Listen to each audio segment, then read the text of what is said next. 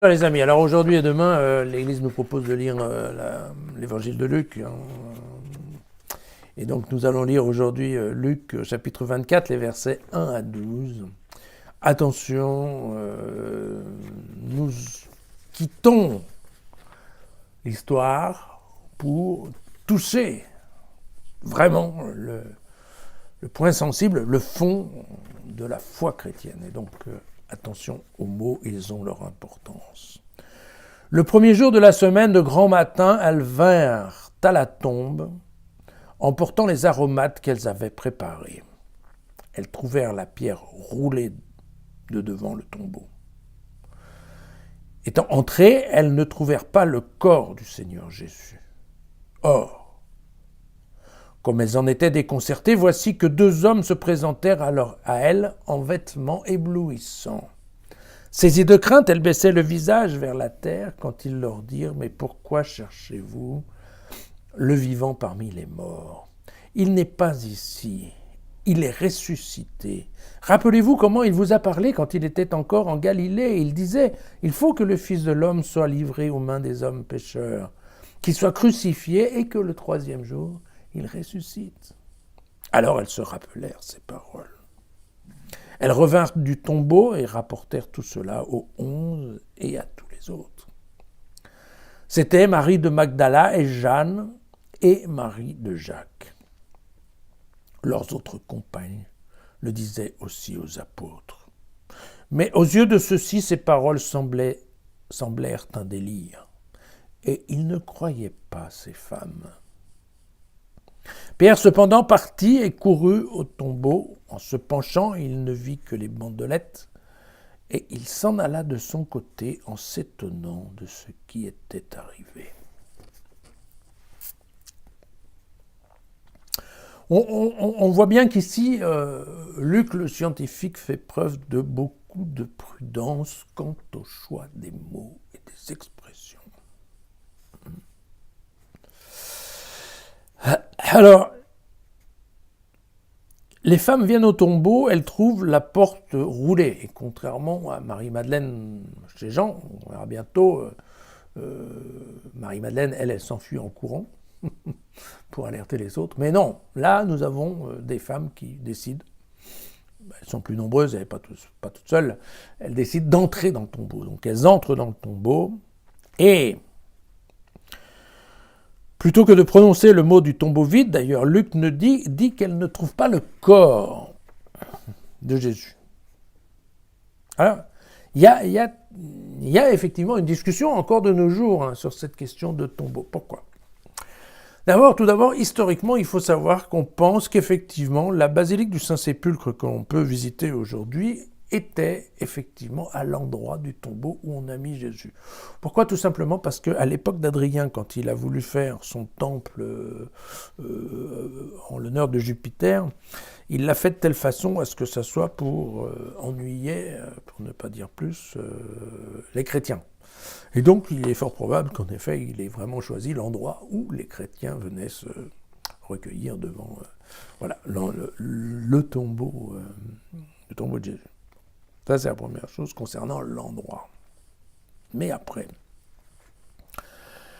toutes les études historiques qui ont été faites montrent que, globalement, les condamnés étaient enterrés, en tout cas, dans une fosse commune aux condamnés, voilà. Un tombeau, mais qui n'était pas un tombeau privé, c'était un tombeau. On ne pensait pas, franchement, que personne qui avait été condamné à mort ait droit à un tombeau privé. Donc on pense qu'il serait plus raisonnable de se dire que oui, effectivement, il y a bien eu le Joseph d'Arimathée qui est venu, effectivement, ils se sont occupés du linceul, mais que probablement ils l'ont déposé dans, peut-être d'ailleurs un tombeau neuf, on ne sait pas, mais il n'a jamais été écrit nulle part que c'était un tombeau privé dans lequel il y avait une seule personne. Il pouvait y avoir très bien plusieurs corps déposés dans le même tombeau. Donc il faut insister un petit peu là-dessus, ce sont des points qui sont encore discutés par des spécialistes aujourd'hui. D'accord.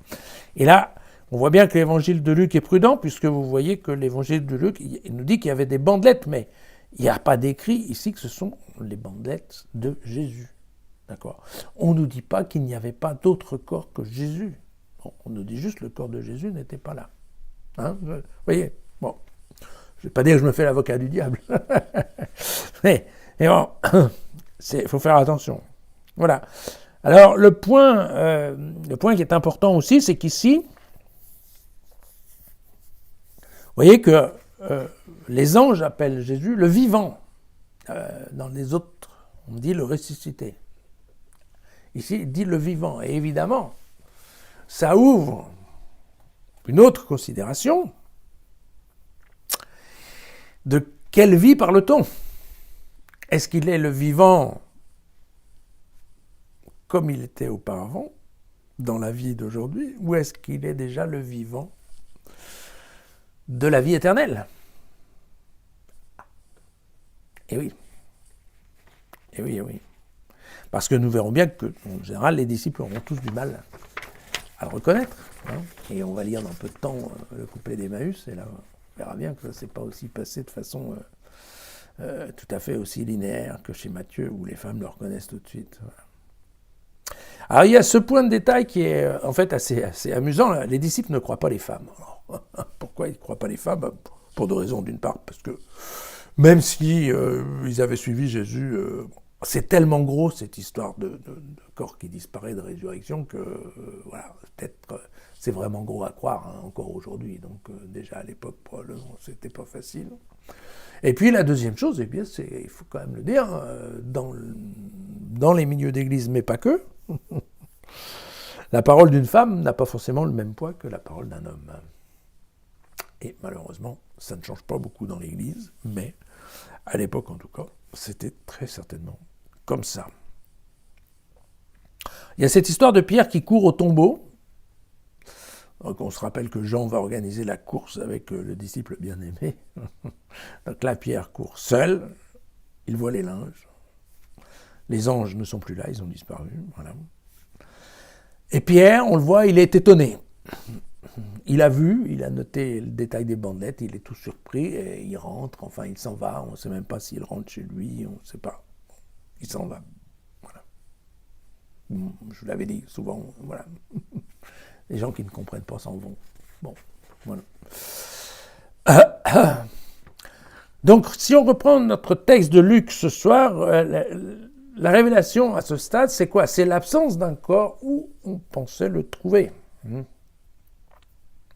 D'accord? Et il n'y a rien de plus que ça. Ici, il y a des bandelettes, on n'est pas sûr qu'elles soient de Jésus. Et on est encore moins sûr qu'elles aient été rangées, tout ça. Luc ne donne aucun détail sur la question. Il y a des bandelettes, c'est vrai.